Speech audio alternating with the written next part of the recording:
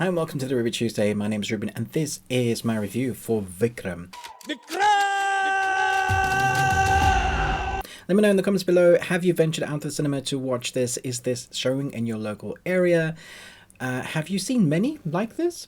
Let's jump in. Amar is assigned to investigating a case of serial killings. When Amar investigates the case, he realizes it's not what it seems, and to be following down this path will lead to nothing but war between everyone involved. So this has been one of those films that everybody's been saying, Ruben, you gotta check the Vikram out. And I kept saying, well, it's not showing locally, and then it was. And it's surprising to me that it is, because this is not really many films that we get of this nature coming close to us, especially locally, but sometimes they creep up high enough into the expectations of what people want to see, and it's one I wasn't sure what to expect. I've been watching some of these films where, like KGF 1 and 2, which I didn't love. I enjoyed how the film was made to look and some of the expertise when it came to the cinematography, but I wasn't blown away like everybody else was. And I was told a lot that it's all to do with culture. So I went into this film with a little bit of trepidation, but I have to say, I think this is a damn good film. It's thoroughly entertaining, but not only that, it's the way it is filmed. I was worried that it was going to be like fast cutting, fast pacing. The cinematography was going to be amazing, but we weren't going to be able to see what was going on in those action sequences. It is, again, just under 3 hours. And there's a good 45-minute sequence at the end of the film where the story has taken its time to rev up until we get to the tense moments that our action sequences are building up to. And I have to say, the last 45 minutes, the use of weapons I wasn't expecting, the way to show kind of the use of old school weapons, keeping it grounded but also far-fetched. I know that doesn't make sense, but a lot of these films, you punch a guy and they go flying across the screen. Here, there's a lot of hand-to-hand combat that's really brutal, way more brutal than I was expecting to see. And I won't be looking at household items again in the same way. There's a lady here where there's like a woman fight that I wasn't expecting either. She's badass. There's this kind of team, specialized team that's undercover, sort of. And I do love this whole fact when a new kind of person is revealed and you get the titles on the screen and it says who they are. It kind of showcases what they're capable of doing or who they are within that team, and it kind of builds up the hype for that character, which I really appreciate. There's this mix of kind of a bit of dry comedy in here that I wasn't expecting, very lightly. There's a massive action sequence in this kind of hand-to-hand combat moment inside a house where someone's trying to look after a child. He's forgotten the bottle, needs to get some bottled milk. And then he's going to fight a bunch of bad guys.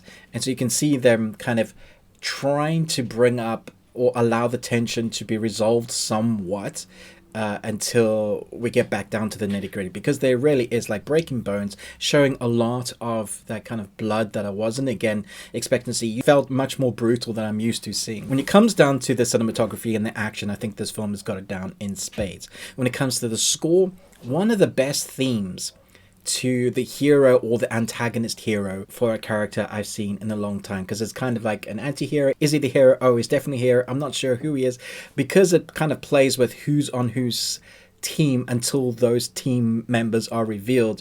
You're kind of guessing what's going on. It does keep you guessing somewhat into the story until it does a bunch of exposition to go, this is what has happened. There are a few times that this happened in this film, which I was a little bit annoyed about, but I also understand having the exposition because you kind of need to catch the audience up as to, just in case you've missed what's going on, here's a bit of that exposition. But the score theme, every time it started playing, I was like, yeah, you know, that I'm not doing it justice at all, but it's such a one of those themes that when you hear it, you know something's about to happen, or this character, the action's about to be really hyped up. There's one particular action sequence, again, in a jail cell, which I thought was very well filmed, again, between the hyper-realistic and the realistic. So they kind of do a balance in between. The camera angles, although they don't fast cut and there's not too much slow motion, there is a change of camera angles that they use very creatively. An example is one of I think the main bad guy. He's looking at someone dealing with chemicals or drugs, and he tilts his head down to look like in this little kind of cupboard hole and you see someone else's, so you jump perspective into looking as if you are the bad guy looking at someone else, and the transition of that is so fluid but also really unnatural that it creates this kind of tension of, yeah, this guy's really creepy, he's really weird. And we do have a bad guy that has presence in making you think that he's actually just insane, he's mental, you don't quite know what he's going to do next. Kind of has all these building blocks for an epic. But it's also not the first in the franchise. I actually haven't seen the original. I didn't get the feeling that I'd missed much, but this film isn't a standalone film. It does leave it open. It kind of introduces that there's going to be another film. So if you went in thinking this is a one and done, it isn't that. They're introducing, I guess, as part of the franchise. I presume it's going to get that next one because it seems like it's going to do very well. But all in all, I thought the story itself was the kind of the shining thing. Even though the action was great and you get to see it, and I breathed a sigh of relief. It was like, yay, they're actually showcasing.